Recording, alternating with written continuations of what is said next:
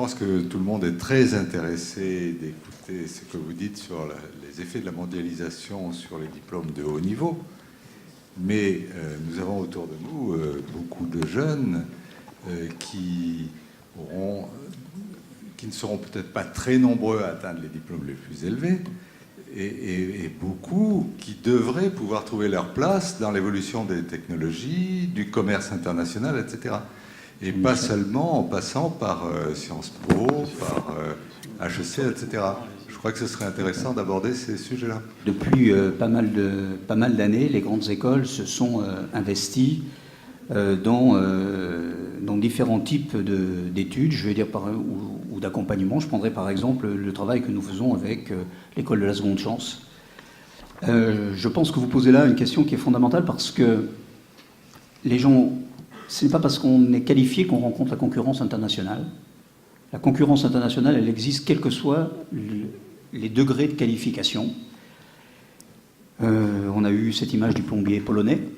On a l'image aujourd'hui on nous a parlé des Roumains qui viennent, on nous dit il faut faire fermer l'Europe, enfin il y a plein de choses, tout le discours sur l'immigration, c'est bien parce que c'est quelque part. Ce sont des emplois potentiels qui viennent concurrencer les emplois qu'on dit. Et vous voyez, le discours est très dangereux, que certains disent réservé aux Français. Donc ça veut dire que l'ensemble de notre société doit se préparer à ce choc de la mondialisation. Et d'ailleurs, tout à l'heure, quand on sera sur les propositions très précises, j'en ai une à faire dans ce sens-là. Mais moi, je vais aller même plus loin, monsieur. À 1 heure d'avion d'ici, nous venons de vivre le printemps arabe. Et ce printemps arabe n'est pas simplement le printemps des diplômés. C'est aussi le printemps des jeunes défavorisés qui n'arrivent pas à trouver de boulot. Et je pense que ces gens-là, nous avons nous aussi une responsabilité sociétale, en tant qu'Europe, pour les amener à évoluer, pour les amener à leur trouver du travail. Donc ce n'est pas simplement chez nous la question que vous posez. Elle se pose à 1 heure d'avion d'ici. Je représente une formation qui n'est pas de bac plus 5, mais de bac plus 3. J'ai déjà 2 ans de moins. Ça compte. La deuxième, c'est pour rebondir sur la question de Madame sur l'introduction des sciences sociales dans l'entreprise. Je crois qu'elle a raison, mais il n'y a pas que les sciences sociales. Et ça rejoint aussi un élément de réponse de Bernard Beltende sur la dichotomie, cette fameuse dichotomie. Je pense qu'aujourd'hui, il faut en finir, et ça sera ma proposition, donc je la fais même maintenant, il faut en finir avec la dichotomie esprit-intellect et vie, corps. Il faut retrouver un individu, une entité globale de l'être humain.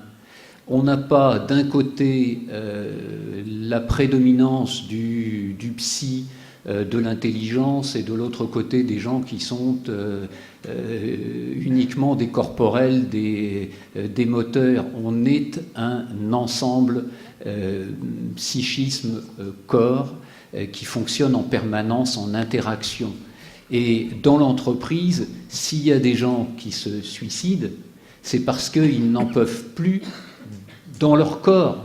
Ils sont sous l'effet de tensions permanentes, de micro-tensions qui ne sont pas traitées. Ce n'est pas uniquement des aspects psychologiques. Il n'y a pas que le psychisme, il n'y a pas que l'intellect dans la vie. Et je terminerai là-dessus parce que, et ça, il faut que les parents qui sont là y pensent, parce qu'on voit arriver, par exemple, en psychomotricité, des parents qui nous amènent des enfants de 3 ans en nous disant « mon enfant ne sait pas lire, ne sait pas écrire ». Il faut en faire quelque chose très vite parce que nous voulons qu'il devienne intelligent, brillant, un étudiant d'une grande école. C'est dramatique. On marche sur la tête à ce niveau. Donc il y a quelque chose à refonder, à changer complètement dans cette conception qu'on a de voir de l'intelligence d'un côté, du moteur de l'autre côté. Enfin moi, ça c'est ma grande théorie actuellement. La France, le drame, c'est qu'on est sur vieilles références françaises, hein, qui sont que on est le seul pays au monde où à 50 ans, les gens se présentent en disant quelles études ils ont faites. Nulle part ailleurs, c'est comme ça. On vous explique ailleurs qu'on a monté une boîte, qu'on l'a revendue, qu'on est allé s'installer je sais pas où, qu'on a créé 1000 emplois, qu'on est devenu prof, etc. Et ça, il faut que ça arrête, ça s'arrête. Ça n'empêche qu'il faut avoir des très bonnes formations. Et et qu'on laisse plus de place à l'individu et à la personnalité. Et je pense que d'ailleurs, dans beaucoup d'écoles, et on va y revenir, on en a parlé en préparant ce débat, mais Internet, le numérique est en train de changer complètement les examens, et donc de donner d'une certaine façon une chance à des gens qui étaient différents et qui n'ont pas forcément la culture académique, scolaire, etc., de ce qui se passe pas forcément très bien dans le secondaire français. Et la personnalité, l'esprit d'initiative, l'adaptabilité, la capacité à avoir des idées, c'est ce qui sera le plus important après, d'autant plus qu'on sera dans un monde dans lequel vous pouvez être sûr que nos enfants aujourd'hui qui ont 18 ans changeront au minimum 5 ou 6 fois de métier et 10 fois d'entreprise. Parce que de toute façon, les métiers dans lesquels ils vont être vont disparaître et seront remplacés par d'autres à côté, et les entreprises seront rachetées, revendues, délocalisées, relocalisées, etc. Et donc, l'adaptabilité, c'est la chose la plus importante. Je crois que ce que nous devons changer pour préparer au futur métier, je reprends ce que disait Bertrand il y a quelques instants, de plus en plus, on ne demandera pas, et là je me dis quel que soit le niveau d'études, on ne demandera pas une simple maîtrise des techniques. On demandera des comportements, et en particulier on va parler d'adaptabilité, d'agilité, parce que le monde évolue extrêmement rapidement. Bertrand le disait, quand il a créé sa boîte, il n'y avait personne qui savait ce que c'était qu'Internet. Aujourd'hui, je parle aux adultes, vous êtes submergés par mail, vos enfants ne l'utilisent plus. Ils utilisent autre chose. Moi, si je veux communiquer avec mes étudiants, j'utilise Facebook et pas l'email. Ils ne regardent pas. Donc ça change très très vite. Et donc il faut, à côté des techniques, faire en sorte que le système éducatif puisse travailler sur le comportement des individus. Est-ce qu'on est prêt dans le système éducatif, et je vais dire depuis la maternelle, à commencer à travailler également sur la personnalité, sur d'autres intelligences que les intelligences purement livresques? Parce que ce sont ces intelligences-là qui vont permettre, quel que soit le degré de qualification, qui vont permettre un jour de faire la différence. Et il n'y a pas que les écoles qui doivent changer. Nous recevions il n'y a pas très longtemps, les entreprises aussi, nous recevions il n'y a pas très longtemps Franck Riboud, le PDG de Danone. Et il disait à nos étudiants, vous savez, votre diplôme, moi, m'en fous.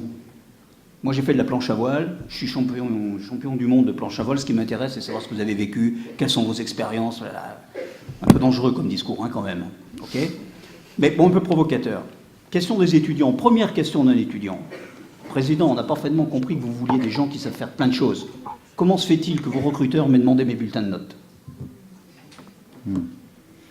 Donc on doit changer. C'est-à-dire dans le recrutement, quelle est la place des matières purement scolaires? Là, il y a un vrai changement à introduire. Pas facile. Moi, l'année dernière, quand on a reçu les parents, il y a quelqu'un qui m'a dit « Je suis absolument scandalisé, mon fils est diplômé de l'école et il ne connaît absolument pas les écritures comptables permettant de traiter la TVA sur le retour des emballages consignés. » J'ai eu envie de lui dire « Moi non plus. » Mais donc, non mais voilà. Mais vous ne l'avez pas dit. Ben non, parce que c'était pas la peine de lui faire de la peine.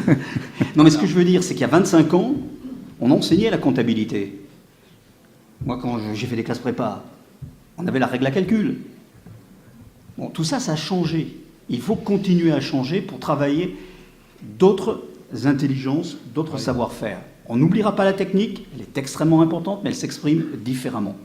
Et donc, n'ayons pas peur de réformes pédagogiques brutales qui vont mettre dans les cursus scolaires et universitaires de la place à d'autres formes d'intelligence. Jean-Michel Carlot, par rapport à ce savoir-être qu'évoquait Bernard Beltante et cette adaptabilité, est-ce que nos entreprises en France sont prêtes et ouvertes à tout cela ?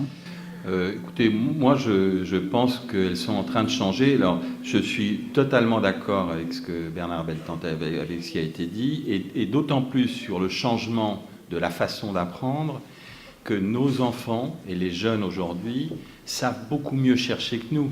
Si vous voulez, avant, il fallait passer 3 heures dans une bibliothèque pour trouver un bouquin, lire, etc. Aujourd'hui, sur Internet, ils trouvent tout. Tout. Donc, il faut absolument que les enseignants, et notamment les enseignants dans le secondaire, une fois qu'ils ont les bases, les laissent travailler de cette façon-là, qui sera la façon dont ils se comportent toute la journée, et pas de les apprendre à les enfermer dans des pièces en disant, bon, maintenant, par cœur, vous allez me raconter les règles comptables qui sont en train de changer, puisqu'il y a les normes IFRS, les normes machin, les normes trucs. Donc, de toute façon, quand ils arrivent sur le marché, c'est terminé. Donc oui, je pense que les entreprises sont en train de s'adapter parce qu'elles ont très bien compris quand même que d'abord les grandes entreprises et même les PME, elles sont en train de devenir internationales, elles ont une concurrence internationale. Donc quand vous faisiez un petit truc dans votre coin et que tout d'un coup il y a un gars à Shanghai ou en Inde qui est en train de faire autrement et qui vient vous concurrencer, il faut bien réagir. Donc elles sont en train de s'adapter, elles sont en train de passer le numérique, enfin, c'est en train d'arriver. Et puis, on a besoin de gens partout et de gens qui sont complètement différents. Et là, je voudrais revenir sur ce qui a été dit avant, et l'ouverture, le fait qu'on mélange des étudiants, le fait, bon, on fait ça à Sciences Po depuis longtemps, ça a été très critiqué, et puis beaucoup d'écoles maintenant le font, mais que Richard Descoings a décidé qu'on allait recruter des élèves des banlieues et des zones prioritaires, qui ne passeraient pas le concours pour entrer à Sciences Po, mais qui viendraient sur dossier préparé par leur lycée. Et d'avoir organisé cette mixité à l'intérieur de Sciences Po, ça donne des possibilités de richesse et d'ouverture énormes. Et les entreprises sont en train d'y venir. Oui. Moi, en tant qu'entreprise, il y a une chose qui se développe beaucoup en ce moment et qui me paraît vraiment fondamentale, c'est l'alternance. Il n'y a rien d'aussi efficace que d'être en contact avec l'entreprise, à travers les études, et même ça commence même tôt, puisque maintenant en 3e il y a une semaine de stage d'observation. C'est génial, c'est vraiment quelque chose. Enfin, si les entreprises jouent bien le jeu et si les élèves sont intéressés, c'est un premier contact qui, on le sent quand même, vraiment ça joue un rôle important. Donc tout ce qui est contact et la pratique de l'entreprise, c'est vraiment quelque chose qui va dans le sens d'une amélioration, et en ce moment on insiste beaucoup là-dessus. On a parlé d'adaptabilité, ça on l'a vu bien entendu. Qu'en est-il aujourd'hui de la formation continue? Parce qu'on nous dit aussi qu'il va falloir que nous changions de métier une bonne dizaine de fois dans notre carrière. Donc il va bien falloir que nous soyons accompagnés. Donc le sujet de la formation continue. C'est un sujet qui préoccupe beaucoup les entreprises. Je crois que dans les directions de ressources humaines, on voit apparaître aujourd'hui une vraie sensibilisation à la formation continue, que ce soit l'université ou que ce soit les écoles. Tout le monde a une part non négligeable de son activité dans l'accompagnement de personnes qui sont en activité. Je crois que le changement à introduire aujourd'hui pour les entreprises qui sont sous une pression concurrentielle extrêmement forte et avec des cycles de plus en plus courts. Par exemple, si on travaille avec la microélectronique, si on travaille avec le maritime, il y a des cycles extrêmement courts. Nous devons, nous, proposer aux entreprises des systèmes extrêmement souples et flexibles de développement des compétences de leurs collaborateurs. C'est-à-dire qu'il y a par exemple, nous ne disons plus à une entreprise « envoyez-nous vos collaborateurs ». Vos collaborateurs vont quitter leur travail. Il faut être capable de travailler avec l'entreprise pour dire qu'en même temps que les personnes font leur travail, l'entretien des compétences fait partie de ce travail-là. D'où la mise en place de modularisation maximale des formations et la possibilité d'être diplômé, par exemple. Je veux dire, vous suivez pendant 3-4 ans des modules, une bonne partie par e-learning, et puis de temps en temps des rassemblements de façon à pouvoir échanger, approfondir. Et puis au bout de 3-4 ans, on va vous délivrer un diplôme qui va vous permettre dans la convention collective, etc. Je crois qu'aujourd'hui, c'est une vraie préoccupation des entreprises. Si ça les passe, c'est dangereux pour elles, parce qu'elles vont perdre des collaborateurs. Et aujourd'hui, il y a une réponse. D'ailleurs, nous devons, nous, en tant qu'institut de formation, répondre, parce que les entreprises, si nous n'avons pas la bonne réponse, elles créent leur propre, ce qu'on appelle les corporate universities, c'est-à-dire qu'elles créent leur propre structure de formation.